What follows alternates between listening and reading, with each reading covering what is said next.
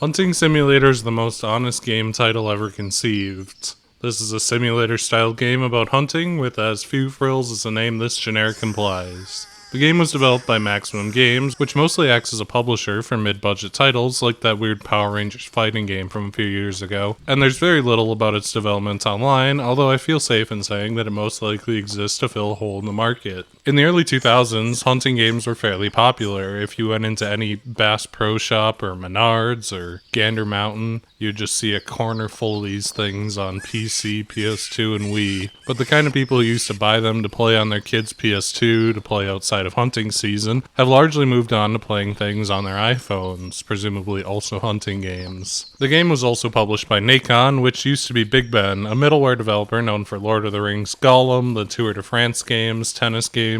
You get the idea. Some of the games they published were made by the people who made Call of Cthulhu, which I just talked about. Hunting Simulator initially released in mid-2017 for PC, PS4, and Xbox One, but has since come to Switch in 2018, and as far as it goes, it's also backwards compatible on PS5 and Series X, so that you can really squeeze maximum potential out of this shovelware.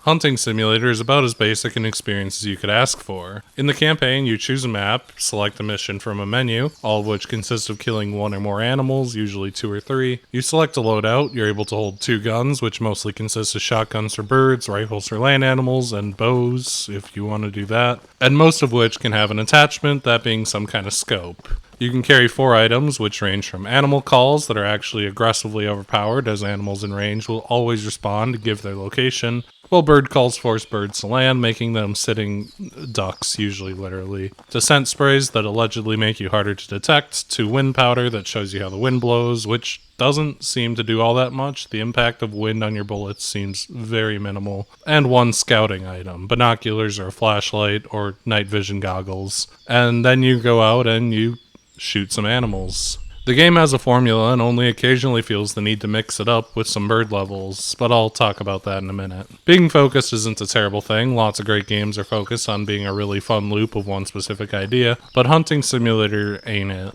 The game sorta lacks mechanics. Giant icons mark droppings or footprints that can be tracked to narrow down the general location of an animal, but even then, animals seem to spawn in and out of existence from time to time, which leads to a lot of waiting. Sometimes just minutes and minutes of waiting. I'm from Minnesota, in case it wasn't obvious, but I've never hunted, don't have the heart for it, although from what I've been told, there is a lot of waiting involved. But when you wait for shit to happen in real life, you get drunk with the boys, crack some jokes about hating your wife, there's not a lot of fun to be had waiting in this game. There's no alcohol in this game. Shooting is also okay, but not great. The game feels very asset flippy with the gun controls to match. Auto aim is overly aggressive, fighting you at every point to help you stay focused on your target, but it ironically makes birds almost impossible to hit since they move so quickly that the auto aim can't keep up but aggressively tries to. But even with it turned off, things feel a little loose. The guns themselves mostly feel good. Even though the sound design is a mixed bag on selling the gun noises, their general slow firing speed makes them feel more real and gives them a bit of weight. And there is a bit of bullet drop off at distance and actual travel time to reach a target that requires leading a bit. So as far as it goes, it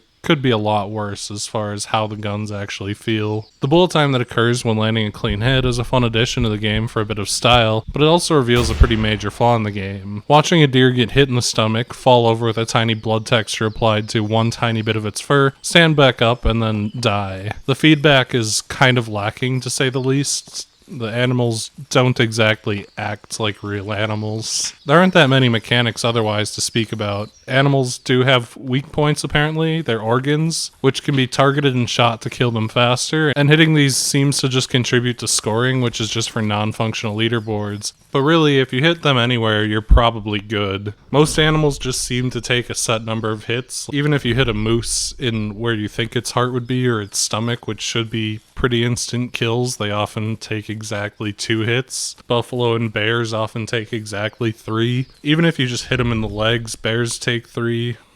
It doesn't seem to contribute much to the actual gameplay. The animals are a bit disappointing for a game that alleges to be a simulator as well. The animals sure don't act like animals. They meander about in small circles until spooked, whether they're rabbits, cougars, or deer, and never interact with one another. Animals can apparently detect you in 3 ways: sound, sight, and smell, although the meter for these only shows up on occasion and seemingly for no reason. And honestly, it felt like animals could just see me through rocks and floors anyway. If the systems actually worked the way that they're intended to, it could be kinda interesting as a stealth mechanic, but it seems that by the time you're near enough an animal to see it, you probably should be shooting. Otherwise, it's going to run away because it's going to detect you through a rock and just be gone. There's some kind of unlock system, but as far as I can tell, it's not actually laid out anywhere when you get weapons or for what. Sometimes you complete a hunt and get a new gun or item, usually you don't. New areas in the game seem to straightforwardly unlock one after another, as a majority of the prior locale's missions are completed, but everything else is kind of a mystery to me. For what it's worth, the game's maps have some decent variety, each with their own biomes of plants and animals, plus differing terrains that offer some mix-ups. The desert area is wide and flat, but also has a lot of valleys and ridges for animals to hide in. The rainforest is dense with trees, but gives good vantage points, and mountains are coated in snow that incidentally hides most UI elements due to bad foresight, even though someone recognized that they needed to change the track markers to orange in these levels so that they wouldn't be impossible to find.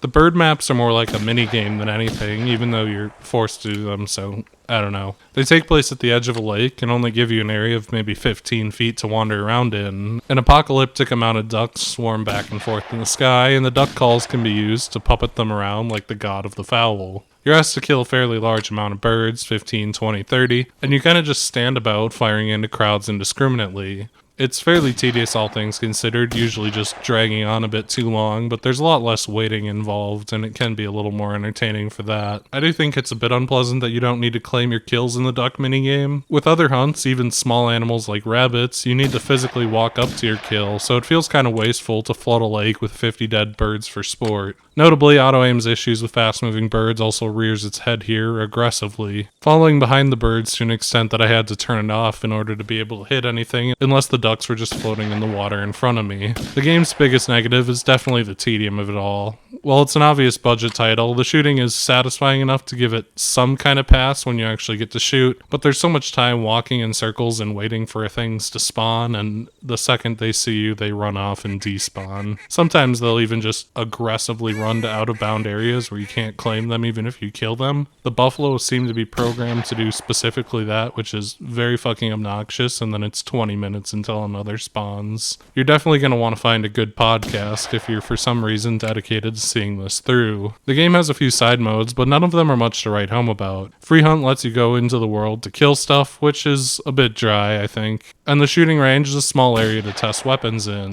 The game's weapons upgrade pretty linearly. If you unlock a new shotgun, it's probably better than the shotgun you had, so I never really felt the need to jump through loading screens to test them out, although I'm sure there is a little more nuance than that.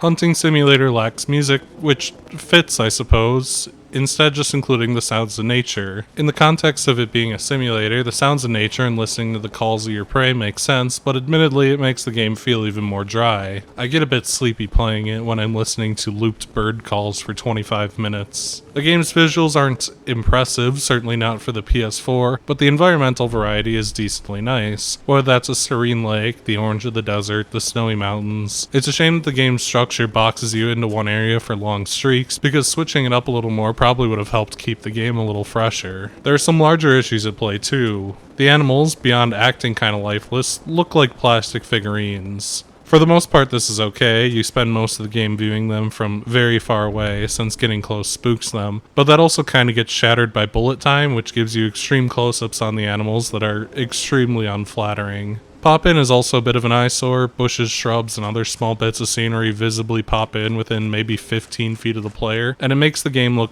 pretty amateur. To its credit, animals are rendered from very long distances, which means you're never getting pop-in on what actually matters, but it's another little area that the game lacks polish in. It's pretty glaring for a PS4 game. Hunting Simulator is a game that probably greatly appeals to someone, although from my limited knowledge it seems to live in the shadow of a better produced game called The Hunter Call of the Wild, which most hunting game fans have probably already played. I was never going to be the audience for this game. I don't hunt. I don't long to hunt so badly that I would need to simulate it, and it's certainly not a huge attention drawer. It's not horrendous, it's just kind of bland. It feels like a basic asset flip game.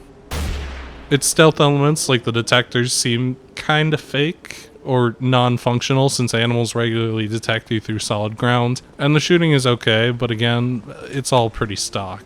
There's no real evolution of the formula. You're either sprinting around empty open worlds that look okay, waiting for the thing you want dead to appear, or shooting ducks, and it took me quite a while to drag through, surely because it gets old so fast that I just could not manage to play this for long periods of time. In short bursts, it's tolerable. Sometimes seeing some bullet time bullets land very unsatisfying hits on stiff robot animals is all you need. But unless you're crazy for hunting and got over playing bad iPhone hunting games, you're not going to be able to squeeze much out of a game this generic.